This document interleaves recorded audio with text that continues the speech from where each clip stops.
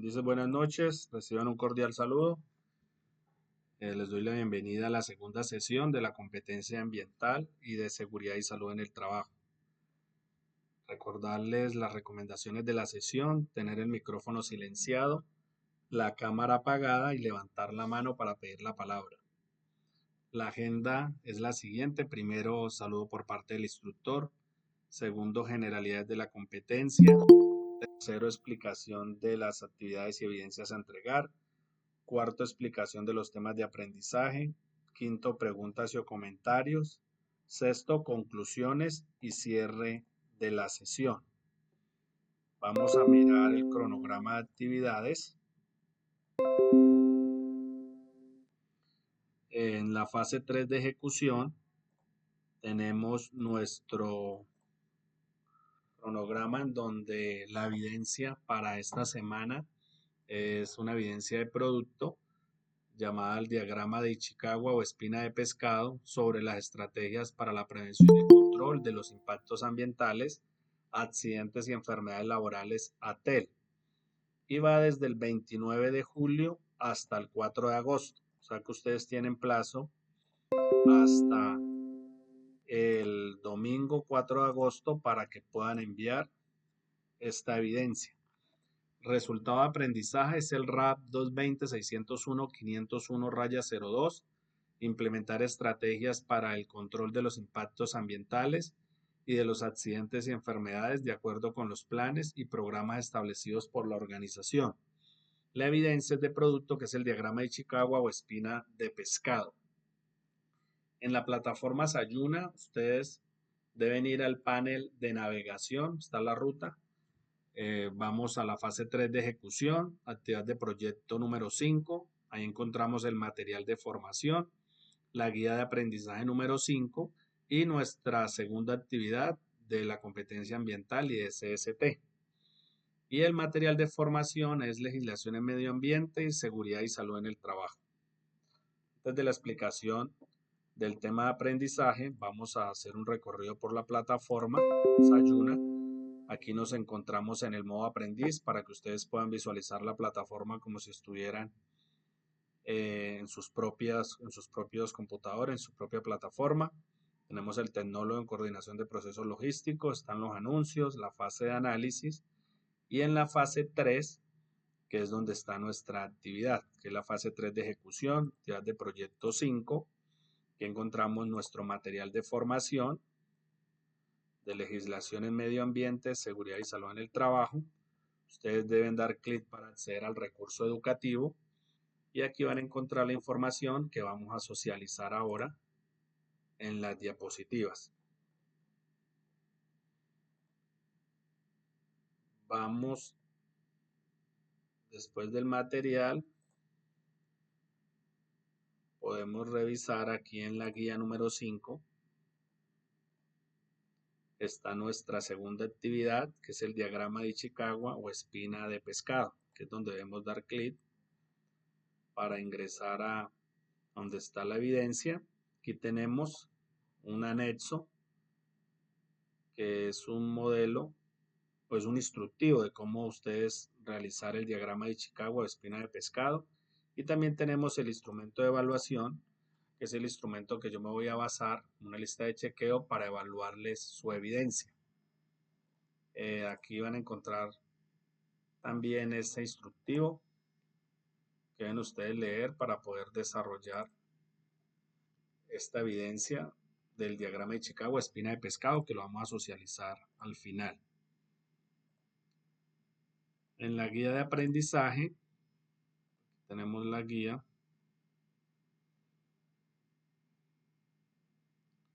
Guía de aprendizaje, vamos a mirar en qué parte de la guía se encuentra nuestra evidencia.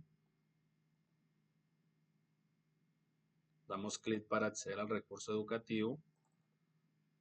Aquí aparece nuestra competencia transversal de aplicar prácticas de protección ambiental, seguridad y salud en el trabajo de acuerdo con las políticas organizacionales y la normatividad vigente.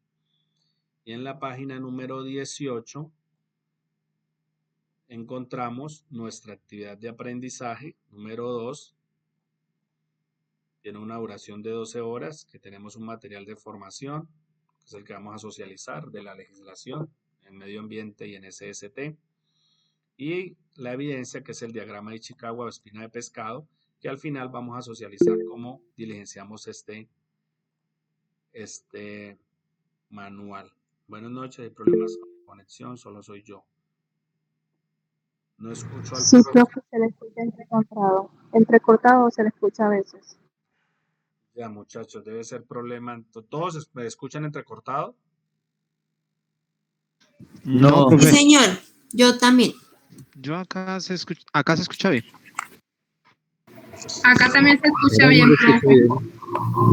Entonces, muchachos, de pronto revisen la conexión de ustedes, los que escuchan entrecortado. Si quieren pueden salir y yo les doy otra vez o los admito otra vez a la sala. Bueno, si de pronto tienen problemas de internet. Entonces, continuamos. En la guía de aprendizaje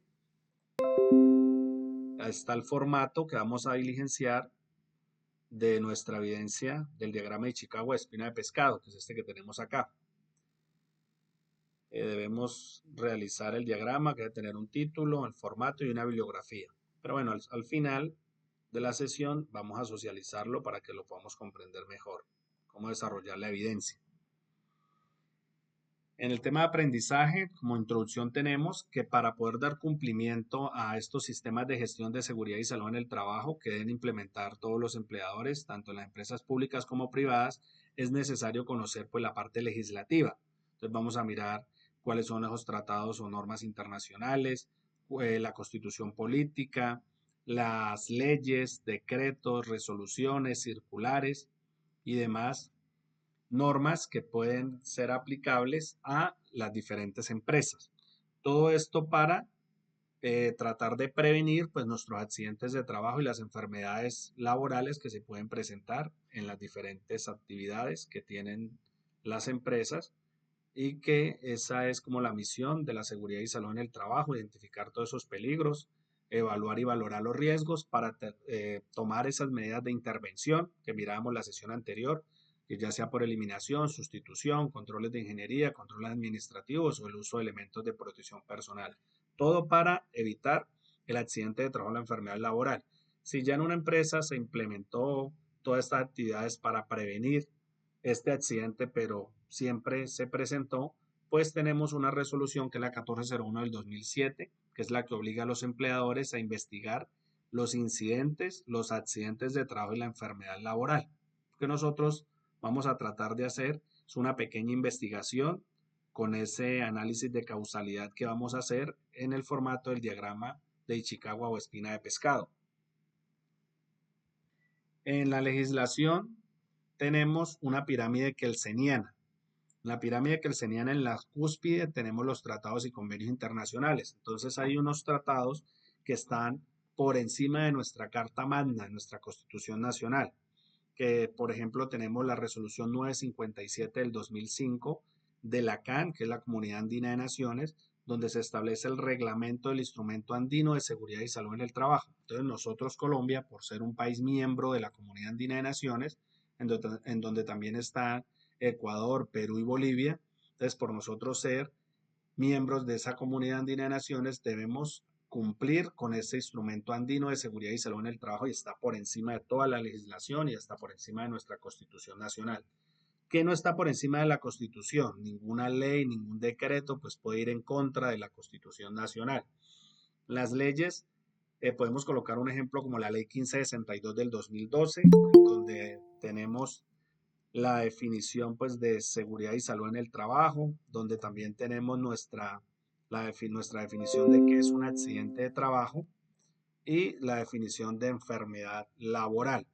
Los decretos, tenemos el decreto 1072 del 2015 que establece o compila todos los decretos en materia de SST, es el decreto único reglamentario del sector trabajo.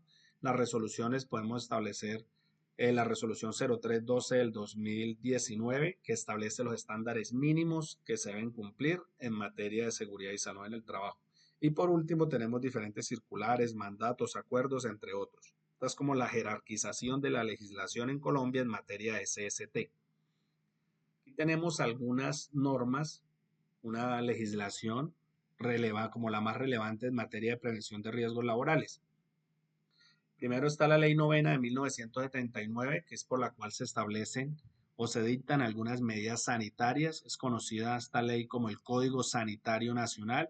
Ahí, por ejemplo, en el artículo 111, obliga a todos los empleadores o patronos en el país a diseñar e implementar un programa de salud ocupacional, que se llamaba así en ese tiempo.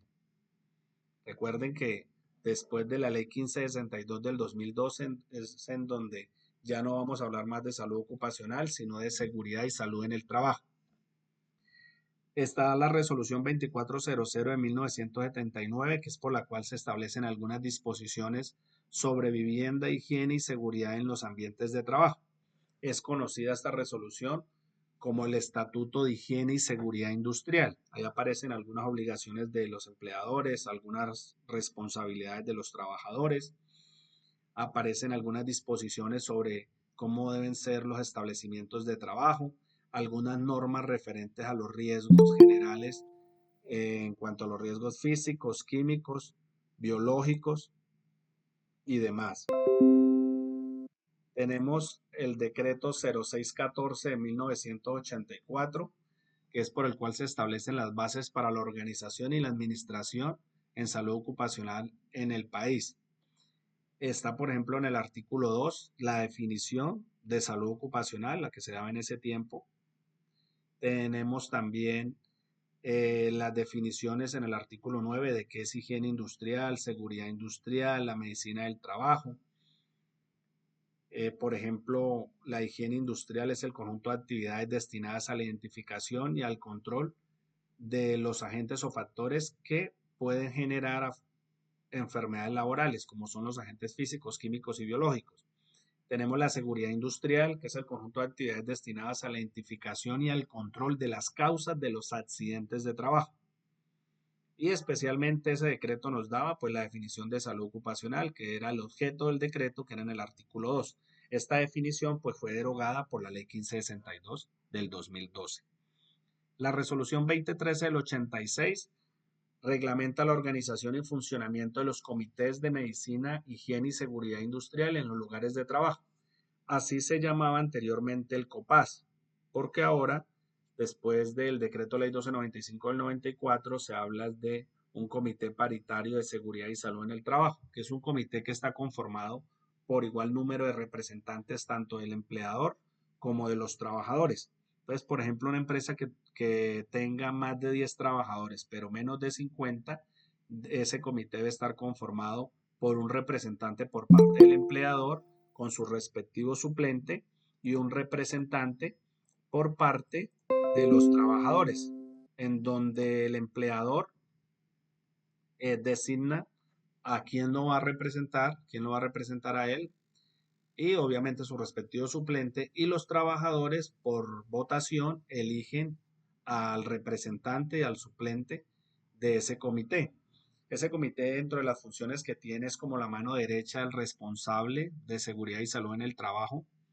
Se encarga también de desarrollar las actividades en materia de SST, como realizar inspecciones a los lugares de trabajo, participar en la investigación de los incidentes, accidentes y enfermedades laborales y demás. El decreto ley 1295 del 94 es por el cual se determina la organización y administración del Sistema General de Riesgos Profesionales. En ese tiempo se hablaba de riesgos profesionales, hoy hablamos de riesgos laborales. Entonces, por ejemplo, en el artículo 1 establece la definición de qué es el Sistema General de Riesgos Profesionales. En el artículo 9 estaba la definición de accidente de trabajo. En el artículo 10 decía que no era accidente de trabajo. Y en el artículo 11 estaba la definición de enfermedad laboral. Todo esto derogado por la ley 1562 del 2012. Cuando hablamos de derogado, hacemos referencia a las derogaciones, a una derogación, que una derogación es dejar sin efecto una ley. Entonces ya esos artículos quedan inexequibles y ya van a prevalecer los de la ley 1562 del 2012. Este decreto también nos habla de las prestaciones asistenciales y económicas, que vamos a mirar más adelante, ya reglamentadas especialmente por una ley que es la 776 del 2002. La resolución 1016 del 89 reglamenta la organización, funcionamiento y forma de los programas de salud ocupacional que deben desarrollar los patronos o empleadores en el país. Esta resolución quedó derogada por el decreto 1072 del 2015, porque esta resolución pues hablaba de cómo se diseñaban e implementaban los programas de salud ocupacional, pero ya la ley 1562 nos dice que ya no se llaman programas de salud ocupacional, sino sistemas de gestión de seguridad y salud en el trabajo, que ya el decreto 1072 establece cuál es el diseño y la implementación del sistema. La GTC 34 del 96 es una guía técnica colombiana que expidió el ICONTED, el Instituto Colombiano de Normas Técnicas y Certificación, donde establecía la guía de la estructura básica del programa de salud ocupacional, pero es una guía que ya es obsoleta porque nosotros ya no desarrollamos estos programas, sino que nos basamos en el decreto 1072 del 2015. Como les decía, la ley 1562 del 2012 modificó todo el sistema general de riesgos laborales.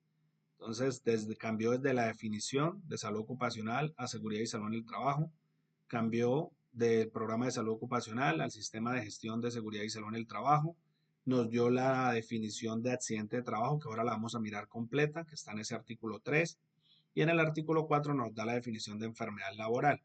También en el artículo 13 nos habla de las sanciones por incumplimiento, digamos, a las normas y reglamentos en materia de SST, aparecen en ese artículo. Y también hay algunas vigentes, unas sanciones que están en el artículo 91 del decreto ley 1295 del 94. Por ejemplo, ahí está la sanción para el trabajador por incumplimiento de las normas, instrucciones en materia de riesgos laborales. La sanción es el despido por justa causa. Vamos a mirar que en las empresas tenemos un reglamento interno de trabajo, hay un reglamento de higiene y seguridad industrial, hay unas políticas, por ejemplo, la política de seguridad y salud en el trabajo, la política de prevención del tabaquismo, el alcoholismo y la drogadicción, y demás políticas como la de elementos de protección personal, la de exámenes médicos ocupacionales, política de elementos de protección personal, ya les dije, de plan de emergencias y demás políticas que establecen las empresas. Entonces, el trabajador tiene la obligación de cumplir tanto los reglamentos como estas políticas dentro de la organización. El decreto 1443 del 2014, decreto derogado por el 1072 del 2015, porque este decreto quedó compilado, o sea, incluido dentro de este decreto único reglamentario del sector trabajo. Eso lo vamos a mirar en la próxima sesión, vamos a explicar más a fondo este decreto. La resolución 1111 del 2017 también fue derogada por la actual resolución, que es la 0312 del 2019, que como les decía establece los estándares mínimos de seguridad y salud en el trabajo que deben cumplir todos los empleadores en el país. Aquí tenemos entonces como la normatividad más relevante en materia de SST. La matriz legal. Entonces, ¿para qué nosotros identificamos toda la legislación que le aplica a la empresa? Es para establecer esta matriz de requisitos legales, en donde están desde los artículos que le aplican de la Constitución Política o los tratados internacionales, están todas las leyes, todos los decretos, resoluciones, circulares que le aplican a la empresa, dependiendo pues la actividad económica de la empresa y de las actividades que se desarrollen en ella. Aquí tenemos un ejemplo del decreto 1072 del 2015, en donde se ha tomado como clasificación una norma general, el decreto 1072, el año de emisiones del 2015.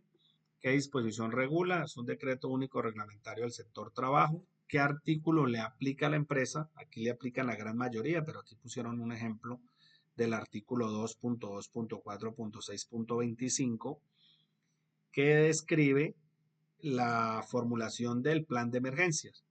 ¿Cuál es la evidencia de cumplimiento? Pues ese documento, ese plan de emergencias, hoy llamado plan de prevención, preparación y respuesta ante emergencias, y el responsable es el gerente o la persona encargada de SST.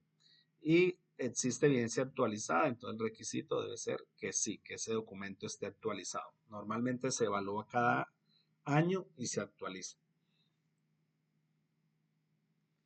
Responsabilidades de los trabajadores. Entonces, así como los trabajadores tienen unos derechos, también tienen unas obligaciones, unas responsabilidades. Y la primera es procurar el cuidado integral de su salud. que es cuando hablamos nosotros del autocuidado.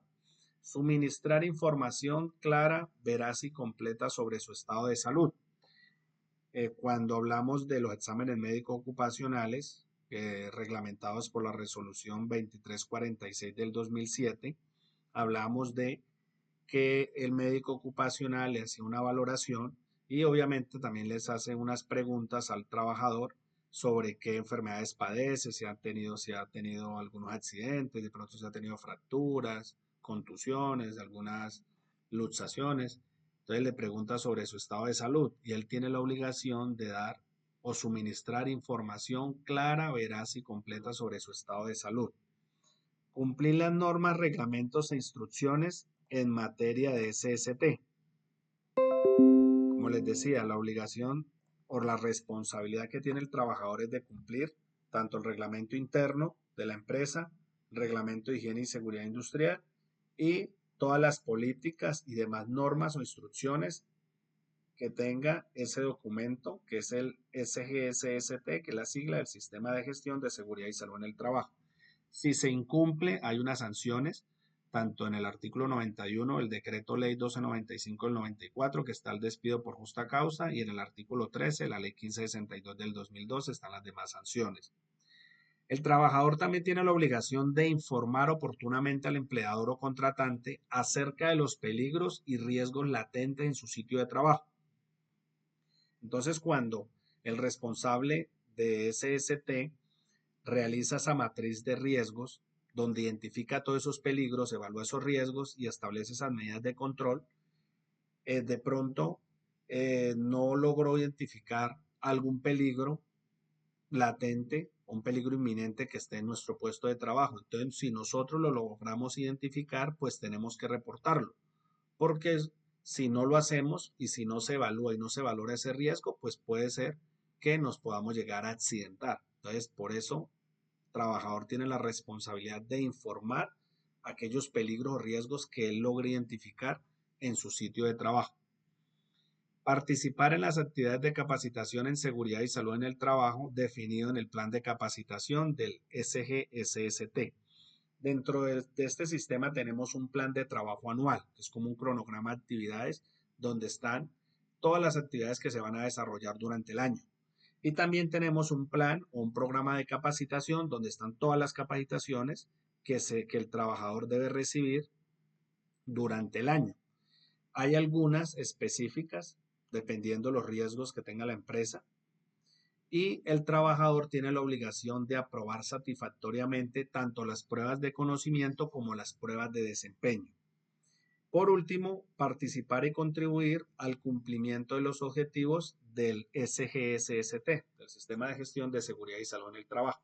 Entonces, hay una política, hay unos objetivos, hay unas metas y nosotros hacemos parte de ese sistema, entonces debemos contribuir al cumplimiento de las mismas.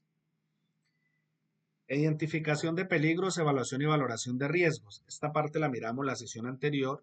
Hablábamos que el empleador, el contratante, debía escoger una metodología para identificar todos estos peligros, evaluar y valorar los riesgos, pero especialmente para tomar esas medidas de intervención para evitar el accidente de trabajo o la enfermedad laboral. Y miramos que la guía, la más común que se maneja en Colombia o la metodología que escogen los empleadores en Colombia es la metodología que está dentro de la GTC 45, que es la guía técnica colombiana para la identificación de estos peligros, evaluación y valoración de los riesgos en SST.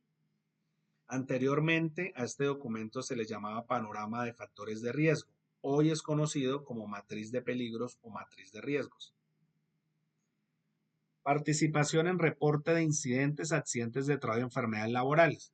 Tenemos una resolución que es la 1401 del 2007, obliga al empleador a investigar el incidente, el accidente y la enfermedad laboral y se debe hacer un reporte. Entonces, cuando ocurre el accidente de trabajo, el responsable en SST debe reportarlo a la ARL. Recuerden que la ARL es la administradora de riesgos laborales. Ese seguro que en caso tal de que se presente un accidente o se diagnostique una enfermedad laboral, es el encargado de pagar las prestaciones asistenciales y económicas, que ya las vamos a mirar. El reporte se puede hacer de tres formas. Primero, se puede diligenciar un formato, un FURAT, que es el formato único de reporte de accidente de trabajo. Segundo, se puede reportar a través de la página web de la ARL. Y por último, se puede llamar a la línea que tiene disponible la ARL para reportar estos eventos. Hoy en día, la mayoría de HS o responsables de la implementación de estos sistemas en SST lo hacen a través de una llamada telefónica. Es como lo más práctico. Llaman y hacen el reporte del accidente y ese reporte se lo envían al correo. Tenemos 2 días para hacer el reporte del accidente y tenemos 15 días siguientes a la ocurrencia del evento para hacer la investigación de este accidente de trabajo. Incidente de trabajo. Según la 1401 del 2007, se define como un suceso repentino en el curso del trabajo o en relación con este que tuvo el potencial de ser un accidente, en el que hubo personas involucradas sin que sufrieran lesiones o se presentaran daños a la propiedad y o pérdida en los procesos. Es el llamado casi accidente. La sesión anterior yo les daba un ejemplo de un accidente de trabajo. Colocábamos el caso de un tecnólogo en coordinación de procesos logísticos que estuviera trabajando en la alcaldía, que trabajaba en un segundo piso, que llevaba unas carpetas, una carga sobredimensionada, cometía un acto inseguro de correr por las instalaciones de trabajo, estaba expuesto a una condición insegura o peligrosa o subestándar, que el piso estaba resbaladizo y la persona se resbalaba y caía sobre las escaleras y se fracturaba la tibia y el peroné. Es una lesión orgánica. Entonces ahí es cuando hablamos de accidente de trabajo, porque hay lesión. Si en ese mismo evento la persona cae por las escaleras y no le ocurre nada, entonces no estamos hablando de un accidente de trabajo, sino de un incidente de trabajo, un suceso repentino que bajo circunstancias ligeramente diferentes hubiera podido ocasionar un accidente de trabajo. Por eso es tan importante aplicar esta resolución 1401 del 2007 y realizar las investigaciones de todos estos incidentes, porque si nosotros logramos identificar las causas básicas, que son los factores personales, los factores del trabajo, y las causas inmediatas, que son los actos inseguros o subestándares y condiciones peligrosas o inseguras o subestándares, si se logran identificar, hacer un buen análisis de causalidad, se pueden tomar las medidas preventivas para evitar futuros accidentes de trabajo. Pero si en caso tal ya ocurrió el accidente, pues se tiene que investigar y se conforma un comité investigador y se lleva ese informe a la ARL con algunas medidas correctivas que se van a tomar para que un evento de esa misma naturaleza no se vuelva a presentar. Normalmente la ARL también ya tiene 15 días hábiles para responder ese informe, revisar esas acciones correctivas y determinar si son las adecuadas para implementar en la empresa o si no, ella amplía otras medidas preventivas y correctivas que se deben aplicar al interior de la empresa para evitar este tipo de accidentes. Son normalmente lo que se hace. Miremos la definición, está en el artículo 3 de la ley 1562 del 2012, aquí sí ya tenemos la definición completa. Establece que un accidente de trabajo es todo suceso repentino que sobrevenga por causa o con ocasión del trabajo. Mirábamos que son dos elementos, causa y ocasión del trabajo. Por causa es cuando hay una relación directa con el trabajo, cuando se está realizando una labor para lo cual fue contratado. O sea, podemos decir cuando está laborando, como el evento o el caso que les exponía del tecnólogo en coordinación de procesos logísticos, que estaba trabajando en la parte administrativa. Él estaba laborando, estaba en su sitio de trabajo, en las horas laborales, y fue un accidente por causa. ¿Cuándo es por ocasión del trabajo? Es cuando el trabajador está desarrollando una labor bajo la autoridad del jefe o ejecutando una labor bajo su orden, así esté fuera del lugar y horas del trabajo. Ahí es cuando hablamos que es por ocasión del trabajo, cuando hay una relación indirecta con el trabajo, cuando se está realizando una labor para lo cual no fue contratado, pero estaba bajo orden del empleador o el contratante y ocurrió ese evento, entonces debe ser considerado como un accidente de trabajo. Les daba el ejemplo de que si el mismo trabajador en la parte administrativa le daban la orden para que una vez terminara su jornada laboral, digamos si trabajaba de 7 a 1 y 2 a 5, una vez que saliera a las 5 de la tarde fuera a consignar un dinero, por ejemplo, que fuera a consignar un dinero, la nómina de la empresa. porque tiene que ser de la misión de la empresa, y por peligro de seguridad física o peligro público, que es el de atracos, robos, asaltos.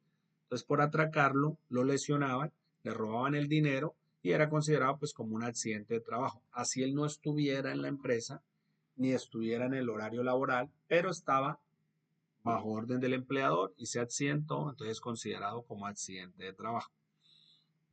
Recordemos que para que sea accidente debe producir en el trabajador mínimo una lesión orgánica. Hablamos de cortes, laceraciones, golpes, esguinces, luxaciones, fracturas, trauma cranoencefálico, aplastamiento, desmembraciones, bueno, y demás.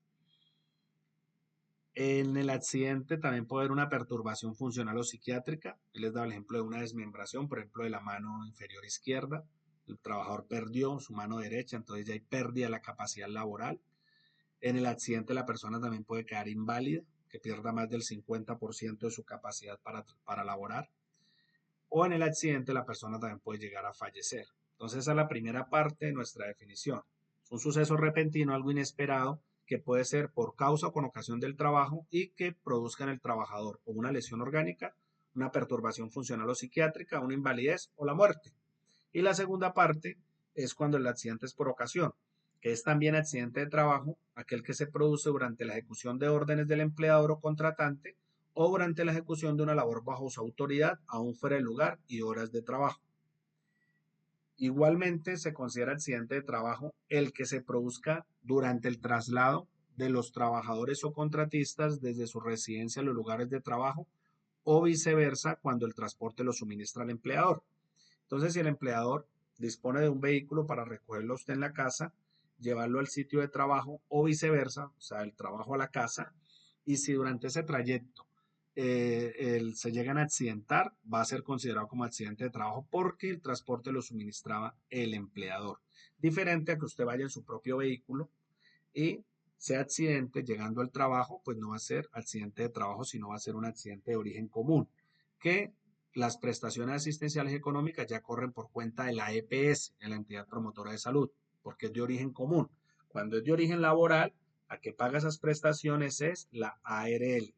Recuerden que una vez ustedes sean contratados, firmen ese contrato de trabajo, deben ser afiliados al Sistema General de Seguridad Social Integral que está establecido por la Ley 100 del 93, donde los afilian a un Sistema General de Seguridad Social en Salud, que lo afilian a una EPS, en donde la cotización es el 12.5% del salario base cotización, se parte del mínimo, el salario mínimo legal mensual vigente, lo deben afiliar a un Sistema General de Seguridad Social en pensiones, en donde lo afilian a una AFP, una administradora de fondo de pensiones, como Porvenir. En EPS pues tenemos como la nueva EPS, como Sanitas.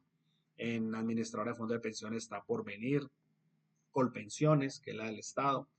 Y lo afilian a una ARL, una administradora de riesgos laborales, como Positiva, que es la que tiene más afiliados a nivel nacional.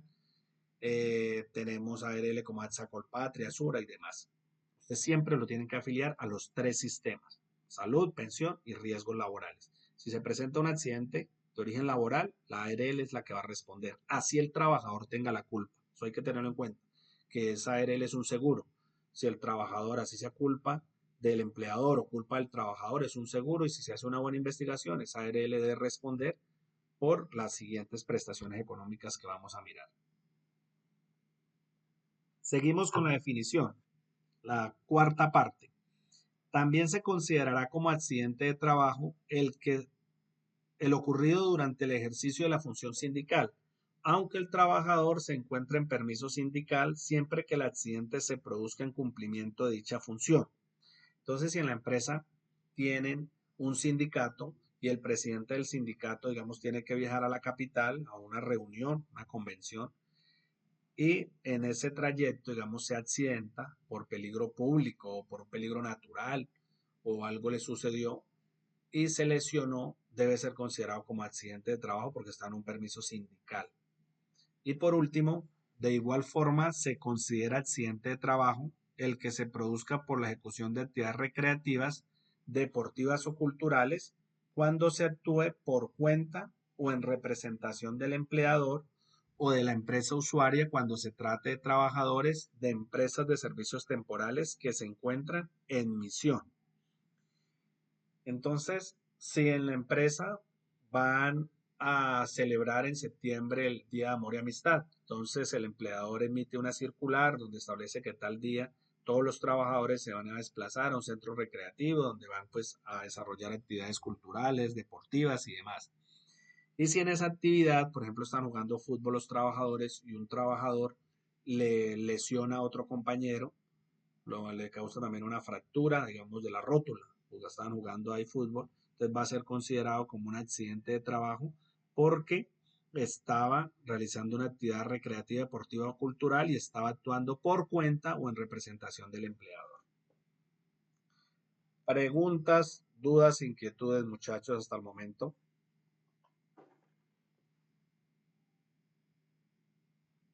No, profe, todo No, claro. profe. Bueno, continuamos.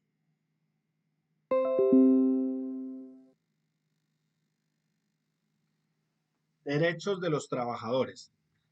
El trabajador que sufra un accidente de trabajo o se le diagnostique una enfermedad laboral tiene derecho a la cobertura por parte del administrador de riesgos laborales, o sea, la ARL, en el 100% de las siguientes prestaciones económicas y asistenciales. Estas prestaciones están establecidas en la Ley 776 del 2002. Primero, atención inicial de urgencias en cualquier IPS en el evento del accidente de trabajo. Una IPS es la institución prestadora de servicios de salud que está vinculada pues a la entidad promotora de salud. Entonces, si ocurrió ese accidente, les daba el caso del tecnólogo en coordinación de procesos logísticos, se cayó y se lesionó, inmediatamente en la empresa se activa ese plan de prevención, preparación y respuesta ante emergencias, inmediatamente la brigada de primeros auxilios va con el botiquín portátil, llega a atender al trabajador, van con la FEL, que es la férula espinal larga, esa tabla naranja que encontramos nosotros en establecimientos de trabajo. El jefe de la brigada pues reporta al responsable en SST para que él inmediatamente pues se comunique con la IPS más cercana y envíen una ambulancia medicalizada para que lleguen unos paramédicos y lleven y transporten al trabajador a esa clínica urgencias o IPS o empresa social del Estado, puede ser también un hospital, bueno, lo más cercano que esté, donde puedan atender el trabajador. Inmediatamente ahí empiezan las prestaciones asistenciales, que es la atención médica, quirúrgica, terapéutica, farmacéutica y demás.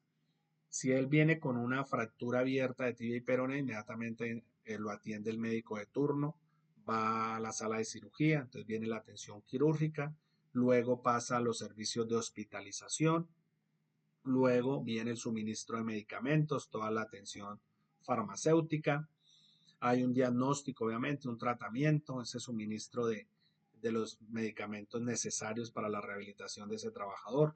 Luego de que él pasa todo el tema de la hospitalización, ya pasaría a las terapias, entonces hay una rehabilitación física y profesional. En caso tal de que si se presentó una desmembración de algún miembro, puede ser inferior, una pierna derecha, entonces tiene derecho a una prótesis.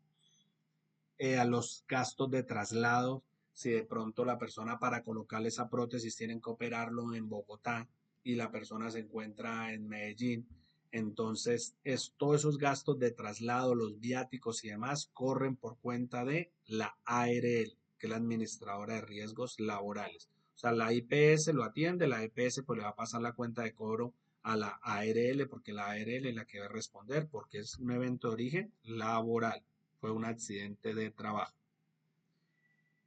Estas son las prestaciones asistenciales. Pasamos a las prestaciones económicas. La primera es el subsidio por incapacidad temporal. Entonces, si un trabajador está incapacitado temporalmente para trabajar, la ARL le va a dar un subsidio del 100% de su salario base cotización. Normalmente, el empleador es la persona encargada de pagarle su salario, digamos, mensual, pero él le pasa la cuenta de cobro a la ARL, porque la ARL es la que le reembolsa ese dinero. Entonces, si usted ganaba el salario mínimo legal mensual vigente, pues le siguen pagando ese salario y el empleador después le cobra la ARL. Todo depende pues del salario que usted devenga. Es del 100% de su salario base de cotización. Si la persona en ese accidente perdió su pierna derecha, entonces ya no le van a dar un subsidio, sino que viene una indemnización por incapacidad permanente o parcial, porque ya hay pérdida de la capacidad laboral. Para que sea indemnizado debe haber perdido igual o superior al 5% de su capacidad laboral, pero inferior al 50%. Y el monto va de 2 a 24 salarios mínimos legales mensuales vigentes, dependiendo pues la pérdida de la capacidad laboral. Si en el accidente la persona pierde más del 50% de su capacidad laboral, que ya es considerado en el Sistema General de Riesgos Laborales como una persona inválida, entonces ya no le van a dar ni un subsidio, ni lo van a indemnizar, sino que le van a dar una pensión de invalidez, que el monto también depende de la pérdida de la capacidad laboral. Si él perdió entre el 50% y el 60% de su capacidad para laborar, le van a dar una pensión del 66% de su salario base de cotización. Si la persona pierde más del 60% de su capacidad para laborar, le van a dar una pensión de invalidez del 75% de su salario base de cotización. Pero si, digamos, la persona quedó cuadraplégica, entonces que requiera de otra persona para que le ayude con sus elementos básicos en la vida, que es, por ejemplo, bañarse, alimentarse y demás, entonces este sistema general de riesgos laborales le da un 15% más para un total del 90% como pensión de invalidez. Si en el evento la persona muere en ese accidente de trabajo, entonces ya no le van a dar una pensión de invalidez, sino que viene una pensión de sobrevivientes, que si es de la muerte del afiliado a la ARL, es del 75% de su ingreso base de liquidación. La pensión de sobrevivientes tiene algunos beneficiarios. Todo depende de pues, la situación de la persona que falleció. Principalmente este beneficio, esta pensión se le da a la esposa, cónyuge o compañera sentimental.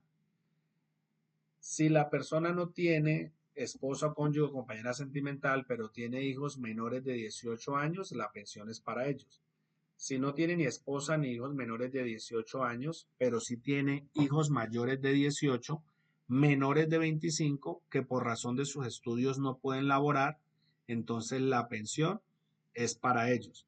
Si no tenía esposa ni hijos, pero tenía los padres que dependían económicamente de la persona que falleció, eso hay que demostrarlo, ¿no? Hay que demostrar, digamos, que usted era la persona encargada, digamos, de pagar el arriendo de la casa, de darle la alimentación a sus padres, o sea, se dependían económicamente de usted, entonces la pensión es para ellos. Si no tenía usted ni esposa, ni hijos, ni padres que dependieran económicamente de usted, pero tenía un hermano en una condición de discapacidad que dependía económicamente de usted, entonces el Sistema General de Riesgos Laborales, para no dejarlo desprotegido, le da esa pensión de sobrevivientes a él. Si no tenía usted ningún familiar que pudiera ser beneficiario de esa pensión, ese dinero va para el Fondo General de Riesgos Laborales. Pasamos a la otra prestación económica, que es el auxilio funerario. Entonces, si una persona logra demostrar que sufragó los gastos del entierro del afiliado o del pensionado a la ARL, entonces le dan ese auxilio funerario. Por último, tener en cuenta, muchachos, que si en el accidente usted, bueno, lo atendieron, tuvo su atención médica, quirúrgica, farmacéutica, terapéutica, luego tuvo su rehabilitación física y profesional, usted también tiene derecho a ser reincorporado al trabajo y reubicado de acuerdo a las condiciones físicas y psicológicas que usted tiene, porque dependiendo del accidente, usted debe recibir una evaluación médica ocupacional periódica, donde un médico ocupacional determina que según sus condiciones físicas y psicológicas, si se puede seguir desempeñando en el mismo puesto de trabajo o debe ser reubicado en otro puesto acorde a esas condiciones. Estas son las prestaciones asistenciales y económicas en caso tal de que se presente un accidente de trabajo o se diagnostique una enfermedad laboral. Pasamos a la investigación del accidente e incidente de trabajo. Aquí ya vamos a hablar especialmente de nuestra evidencia. ¿No tenemos preguntas, muchachos, hasta el momento? No, señor. No, señor. Bueno, entonces continuamos. La investigación es un proceso sistemático de determinación y ordenación de causas, hechos o situaciones que generaron o favorecieron la ocurrencia del accidente o incidente, que se realiza pues con el objeto, o sea, el objetivo es de prevenir, o sea, recuerde que es evitar que algo suceda, o sea, en este caso, prevenir que se repita este mismo evento mediante el control de los riesgos que lo produjeron. Entonces, recuerde que hemos visto nosotros riesgos físicos, químicos, biológicos, psicosociales, biomecánicos o ergonómicos que generan enfermedades laborales. Miramos condiciones de seguridad donde están los peligros mecánicos, eléctricos, locativos, de accidentes de tránsito, de seguridad física o de peligros públicos, trabajo en altura, espacios confinados. Entonces el trabajador está expuesto a muchos peligros y si no se tomaron las debidas medidas de control, pues se presentan los accidentes de trabajo. Y el artículo 3, pues de la resolución, nos dice que debemos hacer una investigación de este accidente. Entonces nosotros vamos a tratar de hacer una investigación pues muy básica, especialmente solamente vamos a hacer el análisis de causalidad, o sea, mirar o identificar cuáles son las posibles causas que desencadenaron este accidente. Pero como nosotros tenemos un caso, que es el mismo caso que utilizamos la sesión anterior, entonces vamos, como tenemos muy pocos datos, pues nosotros mismos vamos a agregarle datos a este caso para que podamos desarrollar este formato que es el diagrama de Ichikawa o espina de pescado. El primer dato que debemos agregarle es que las personas que tienen caídas o tropiezos en las escaleras, pues en esas caídas tienen que haber sufrido algún tipo de lesión, ya sea una fractura, o vamos a hablar del mismo caso que yo les di. La persona se cayó por las escaleras y tuvo una fractura abierta de tibia y peroné para que sea accidente de trabajo, ¿no? Porque recuerde que si solo tiene caídas, solo un golpe, pues no va a ser un accidente de trabajo, sino un incidente de trabajo, un suceso repentino que bajo circunstancias ligeramente diferentes hubieran podido ocasionar el accidente. Pero nosotros, como vamos a hacer una investigación, entonces debemos establecer que la persona se cayó y se fracturó. Recordemos el caso. En la empresa Vestidos y Costuras SAS, los operarios que trabajan en las máquinas bordadoras deben descender al sótano, donde se encuentran las máquinas que les permite realizar su labor. Algunos de ellos han tenido caídas y tropiezos en las escaleras que los conducen hacia el sótano, debido a que en este lugar se cuenta con poca luz, lo que dificulta caminar de manera segura por las escaleras. Entonces recuerden que un trabajador tuvo una caída por la escalera y le ocasionó una fractura abierta de tibia y peroné. Esta situación fue expuesta al encargado del sistema de gestión de seguridad y salud en el trabajo de la empresa días atrás, aunque a la fecha no se ha atendido la situación.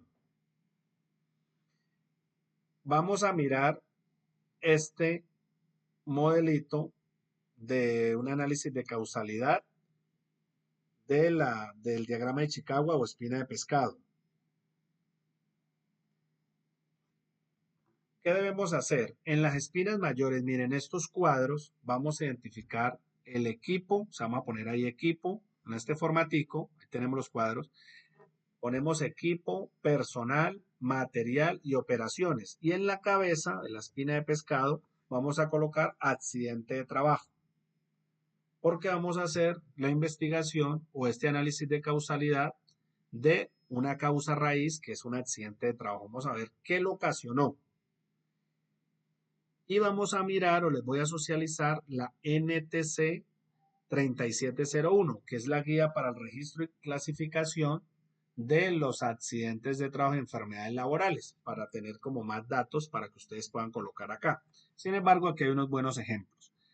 En el equipo, instalaciones inadecuadas. Ahí nosotros podemos hablar de que la escalera puede estar resbaladiza. O sea, como le digo, nos tenemos que inventar algunos datos para poderlos colocar ahí, pero que sean relacionados con el caso que acabamos de leer. Las escaleras pueden estar resbaladizas. Las escaleras no pueden tener la protección, digamos, de una barrera como una baranda de seguridad. Las escaleras tampoco pueden tener eh, esa cinta antideslizante. Entonces, por eso también ocasionó la caída. Falta de equipo de protección. Entonces, el trabajador no le dieron unas botas antideslizantes o un calzado antideslizante. En el personal, falta de supervisión. Entonces, no estaba el responsable de la implementación del sistema de gestión de seguridad y salud en el trabajo, no estaba supervisando a los trabajadores. También pueden haber algunos factores personales como falta o demasiado estrés o falta de capacitación o la falta de conocimiento, falta de uso del equipo de protección. Entonces sí le dieron el elemento de protección personal, pero el trabajador omitió el procedimiento de trabajo seguro o puede haber omitido el uso del elemento de protección personal. En materiales de baja calidad, materiales corrosivos o tóxicos. En las operaciones, falta de motivación, falta de protocolos de seguridad, entonces no habían procedimientos de trabajo seguro, no habían los manuales de seguridad en la empresa y todo esto fue lo que desencadenó que la persona se hubiera accidentado. Voy a socializarles la NTC 3701. Es una norma, muchachos, que ustedes en Google la pueden descargar. Van en Google NTC 3701. Vamos a la primera norma que aparece ahí, la primera página. Y aquí tenemos nuestra NTC, que es una norma técnica colombiana, expedida o diseñada por el ICONTED, Instituto Colombiano de Normas Técnicas y Certificación. Es la guía para la clasificación, registro y estadísticas de accidentes del trabajo y enfermedades profesionales, hoy llamadas enfermedades laborales. Esta guía, si quieren, ustedes la pueden leer, pero especialmente vamos a ir a los últimos anexos, al anexo C, que está en la página número 20, donde tenemos un análisis de causalidad. Aparecen unas causas básicas y causas inmediatas. Las causas básicas está dividida por factores personales y factores del trabajo. Y las causas inmediatas por los actos subestándares o condiciones subestándares. Factores personales, nosotros podemos colocar, mira, aquí hay muchos. Obviamente nos vamos a inventar estos datos. Si usted me coloca ahí, obviamente también tiene que ser acorde al caso. Por ejemplo, visión defectuosa. Puede ser que el trabajador no le realizaron esa optometría y tenía problemas visuales, no utilizaba gafas. Eso también permitió de que él se hubiera podido accidentar. Puede ser. Otras incapacidades físicas permanentes, capacidades temporales, bueno, ya ahí se lo dejo a la imaginación de ustedes. Capacidad mental, psicológica inadecuada. Por ejemplo, bajo tiempo de reacción, falta de juicio, tenía baja actitud de aprendizaje, bueno. Tensión física o fisiológica, entonces tenía fatiga, alguna enfermedad, ingestión de drogas, puede ser. Tensión mental o psicológica, entonces habría sobrecarga emocional, el trabajador tenía una frustración, una enfermedad mental, una preocupación debido a problemas, bueno. Todos los temas personales, falta de conocimiento, entonces falta de experiencia, un entrenamiento inicial inadecuado, órdenes mal interpretadas. Falta de habilidad, entonces práctica insuficiente, falta de preparación, motivación deficiente. Ahí tenemos los factores personales. También tenemos acá algunos factores del trabajo. Supervisión y liderazgo deficientes. También nos puede aplicar relaciones jerárquicas poco claras o conflictivas, instrucción, orientación y o entrenamiento insuficiente, falta de conocimiento en el trabajo de supervisión y administración. Ustedes pueden escoger ahí la que consideren más pertinente. Ingeniería inadecuada, deficiencia en las adquisiciones, mantención deficiente, herramientas y equipos inadecuados, Entonces, estándares o especificaciones inadecuadas, eliminación o reemplazo de piezas inadecuadas. Bueno, estándares deficientes de trabajo, uso y desgaste, abuso o maltrato. Ahí ya terminamos los factores del trabajo, o sea, terminamos las causas básicas, factores personales, factores del trabajo. Pasamos a las causas inmediatas, condiciones ambientales subestándares. Recuerden que esa fue una definición que miramos la sesión anterior, que era una condición ambiental subestándar y que era un acto subestándar, que también son considerados como peligrosos o inseguros. Entonces, defecto de los agentes, por aquí sí hay uno que nos aplica bastante, que es, mire, resbaloso. Puede ser que la escalera, en este caso un peligro locativo, que estaba la escalera resbalosa, desgastada, diseñado inapropiadamente. Bueno. Riesgo de la ropa o vestuario. Entonces, carencia del equipo de protección personal necesario. O la ropa era inadecuada o inapropiada. Entonces, de pronto la persona, la mujer, si era una persona que se accidentó, llevaba tacones. Entonces, tenía un calzado inadecuado. Riesgos ambientales no especificados en otra parte. Entonces, ruido excesivo. Bueno, aquí nos aplica uno bastante. Iluminación inadecuada. Insuficiente luz para la operación. Eso sí lo establece nuestro caso, ¿no? Métodos o procedimientos peligrosos. Para que alguien, Andrés, ¿lo escuchamos? Sí, profesor, buenas noches, gracias. Una pregunta. Cuando estamos desarrollando esa actividad, ¿es necesario implementar esos códigos que aparecen en la norma técnica cuando se esté haciendo el diagrama? No, señor. No, Ok. señor. Simplemente ustedes lo que van a hacer es diligenciar este formatico. O sea, este mismo que tengo acá, vamos a colocar aquí en los cuadritos y mire, solo nos pide dos. Nos pide dos por cada uno. Dos de equipos, dos de personal, dos de material, dos de operaciones. Sino que les estoy socializando la guía donde hay pues demasiada información para ustedes desarrollar su diagrama. Pero no hay necesidad de establecer el código. Cuando se hace una investigación de un accidente de trabajo que se vaya a enviar a la ARL, pues sí, ellos nos piden que coloquemos los códigos. Pero en este caso, la guía de aprendizaje no nos pide eso. ¿Listo? Riesgos ambientales no especificados en otra parte, métodos o procedimientos peligrosos, entonces uso de herramientas o equipo inadecuado, inapropiado, defectuoso, riesgo de colocación o emplazamiento, inadecuadamente protegido, entonces sin protección, riesgos mecánicos, riesgos de radiaciones, inadecuadamente protegido, sin protección, inadecuadamente protegido, bueno, inadecuadamente protegido no especificado en otra parte, puede ser riesgos ambientales en trabajos exteriores distintos a los otros, riesgos públicos,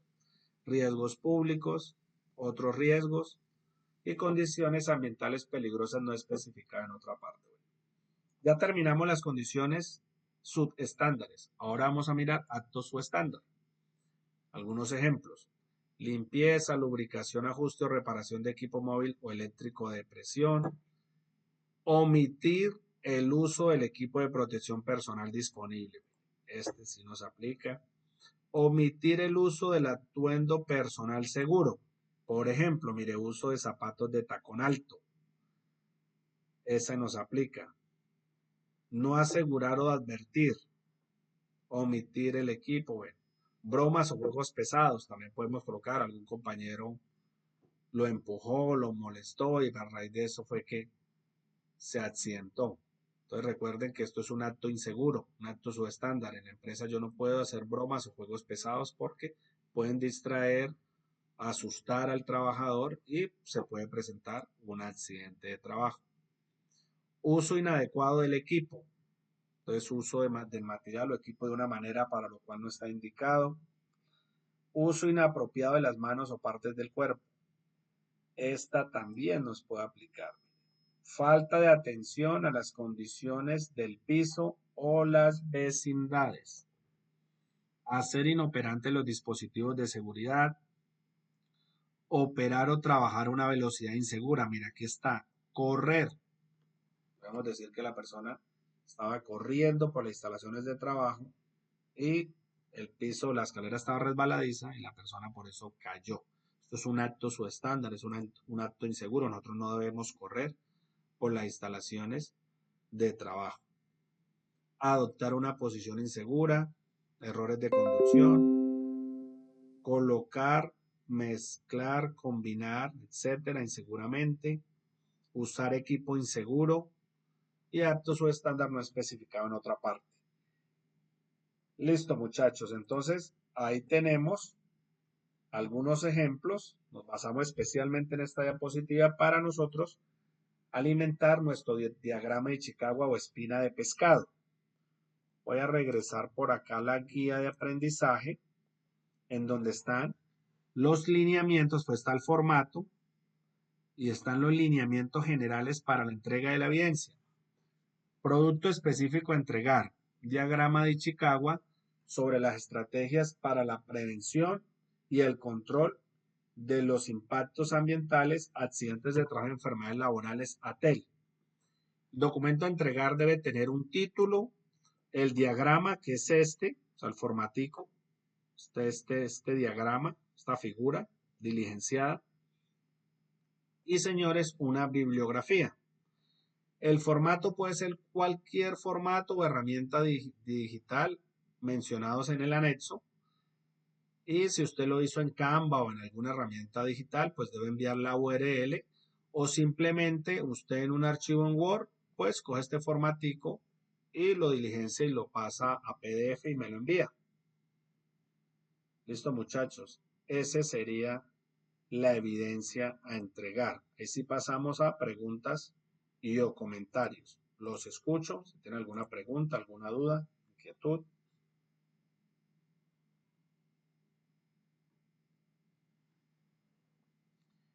¿Ninguna? No, profe, entendido. Listo, bien. Pasamos por último a conclusiones y cierre de la sesión. Entonces, ¿qué podemos concluir?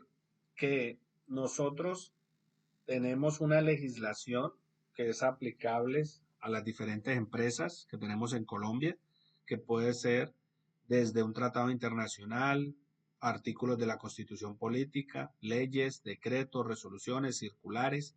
Toda esta legislación se identifica y se diseña una matriz legal. Así como tenemos una matriz de peligros y riesgos, también hay una matriz legal.